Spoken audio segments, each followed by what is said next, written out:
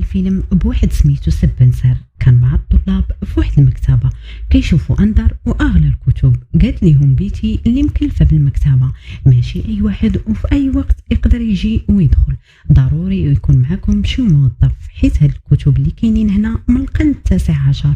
وبقات كتعاود ليهم على الفنان جون جيمس أودوبون وباللي حياته ما كانت سهلة ودخل للسجن بسبب الديون.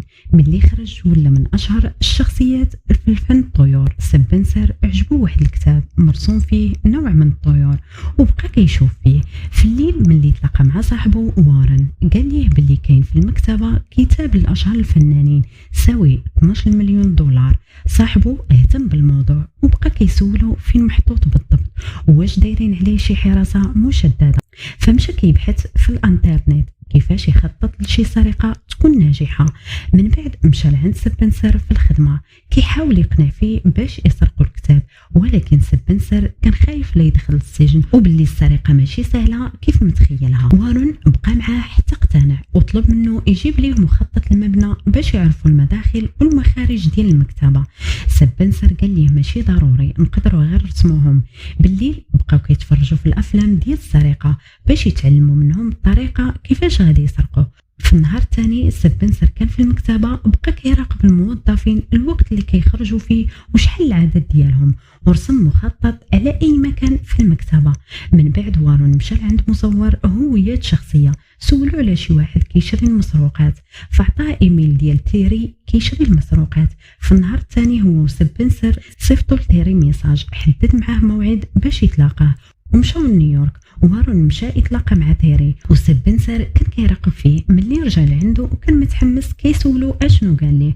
وارون قال ليه راه ماشي هو اللي كيشري المسروقات ولكن عطاه الرقم ديال واحد كاين في هولندا وهو اللي غادي يقدر يشري من عندهم. صيفطوا له ميساج باللي غيمشيو لعندو حتى لهولندا وقابلين بشروطو وغيجيو في اقرب وقت. سبنسر كان باقي متردد قال ليه واش غتمشي حتى لهولندا باش تلاقى مع مجرمين على قبل واحد الحاجه اللي مازال ما عندناش.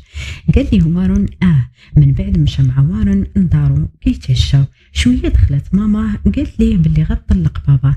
سبنسر ووارون تصدموا ومشاو. وارون قال ليها نستمروا في الخطه وغنمشيو لهولندا. قال ليه سبنسر ما نقدرش نمشي ولو نبغي ولكن نقدر نجمع لك شويه ديال الفلوس ونعاونك بهم. وارون عجبو الحال. من بعد شي ايام سبنسر وصل وارون للمطار وتلاقى مع زوج رجال اللي غيشريو منه الكتوبه واتفقوا معاه باللي غادي ياخذ 40% من الربح. رجع وارون لعند سبنسر وهو فرحان بهذا الشيء اللي قام به وقال سبنسر باللي غيحتاجوا الشخص الثالث يخطط معاهم. وارون مشى لعند صاحبه إيريك وقدر يقنعه بفكرة السرقة وداه وارون للمكتبة. قال ليه إيريك ما نقدروش ندخلوا بالليل حيث غيخدم جهاز الإنذار ومن الأفضل يقوموا بالعملية بالنهار. واتفقوا معاه سبنسر ووارون. من بعد حطوا نموذج المكتبة كيخططوا فيه طريقة السرقة. وارون قال لهم غيصيفط ميساج للمكتبة ويقول لهم باللي هما باحثين وبغاو يشوفوا الكتوبة ديال أودوبون وداروين وملي غيسرقوا الكتوبة يهربوا من مخرج الطوارئ. ولكن الخطر اللي كاين هي بيتي اللي مكلفة بالمكتبة خاص يضربوها بالصاعق الكهربائي ويساليو في 4 دقائق. إيريك قال لهم خاصنا الشخص الرابع باش واحد يكون في تحت في المكتبة كيراقب وواحد في الطوموبيل ويكون كيسوق مزيان. وارون ما عجبوش الحال حيت العدد ديالهم غادي وكيتزاد ولكن اقترح عليهم واحد صاحبه سميتو جاس. فمشى لعندو إيريك ووارون وعاودوا ليه على الخطة ديال السرقة. قال لهم باينة تعطيتو المخدرات. قال ليه وارون راه الخطة سهلة والكتاب راه غير مرة كبيرة في السن هي اللي كتحرصو والقضية فيها 12 مليون دولار. فاقتنع جاس. وارون كل واحد عطاه اسم مزور.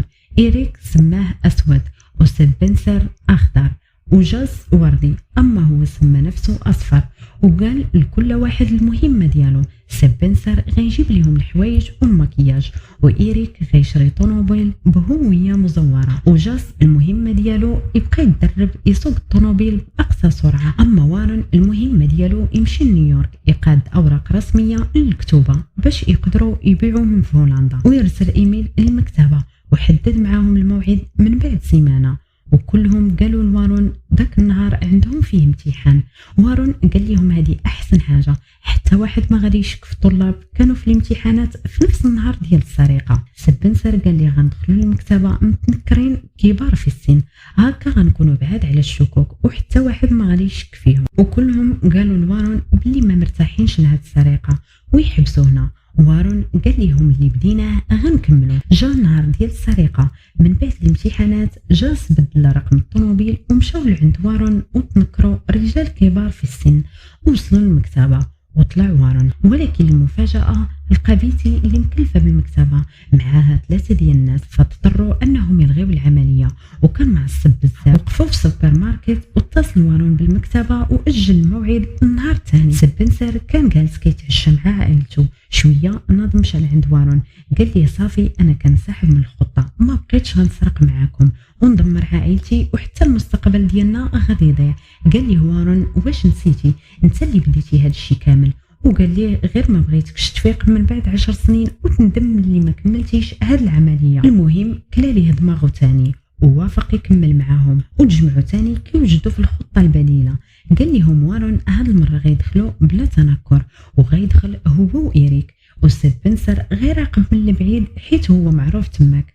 وجاس كيف كان غيبقى في الطوموبيل كيتسناهم. في النهار الثاني دخل وارون وإيريك. وارون طلع الفوق المكتبه وإيريك كان جالس لتحت. ملي دخل وارون ما قدرش يقرب من السيده اللي مكلفه من المكتبه، فطلب من إيريك يساعدوا فيها. وواخا ضربها بالصاعق ما فقداتش الوعي، كتفوها وسدوا ليها فمها. خداو سواره الصندوق اللي فيه الكتاب، فخداو 2 كتوبه كبار وهزوهم، دخلوا للمصعد ونزلوا لتحت باش يخرجوا في باب الطوارئ، ولكن تصدموا ملي ما لقاوش باب الطوارئ، فاضطروا يخرجوا من الباب الرئيسي.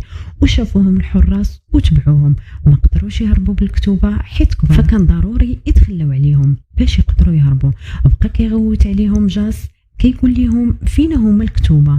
قالوا ليه راه ما قدرناش نجيبوهم، ولكن راه جبنا 2 كتوبه صغار وراه حتى هما ساويين الثمن. سبنسر مشى للامتحان اللي كان عنده باش ما يشك فيه حتى واحد. جاس خرج وارون وإيريك من الطوموبيل باش يبدلها وغادي يرجع ليهم بطوموبيلته. فتلاقاو بالليل وسافروا لنيويورك، وسمعوا في الراديو باللي البوليس عرفوا باللي هما كانوا 3 ديال الاشخاص. مشى وارون وسبنسر للمكتب اللي كيوثق الكتب النادره باش المدير يوقع عليهم باللي هاد الكتب اصليه، ولكن ما كانش المدير، وطلبت منهم الموظفه رقم التليفون. ملي يجي المدير في النهار الثاني اتصل بهم، فعطاها سبنسر الرقم ديالو. ملي عرف جاس باللي سبنسر عطاهم الرقم ديالو تعصب عليهم وهز المسدس على وارون وقال ليه انت السبب، دمرتي المستقبل ديالنا، كل واحد رجع لدارهم. من بعد شي ايام اتصل سبنسر بوارون، قال ليه بلي استعملوا نفس الايميل اللي كيتعاملوا به في المكتبه وحددوا به الموعد في نيويورك. البوليس غيلقاوهم بكل سهوله. فعلا داكشي اللي كان، البوليس لقاو عليهم القبض وتحكم عليهم بالسجن 7 سنوات، وبقاو كيعاودوا قصتهم. وسبنسر قال بلي ما متاكدش واش فعلا وارون تلاقى مع داك الراجل في نيويورك، وما متاكدش واش سافر لهولندا، وما عنده حتى شي دليل.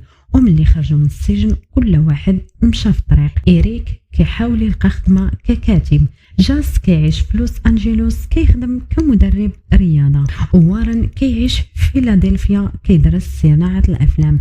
اما سبنسر كيعيش في كنتاكي كفنان في رسم الطيور. بالنسبه للكتوبه اللي تسرقوا رجعوا للمكتبه بدون اي ضرر. هنا غيكون سال الفيلم ديالنا.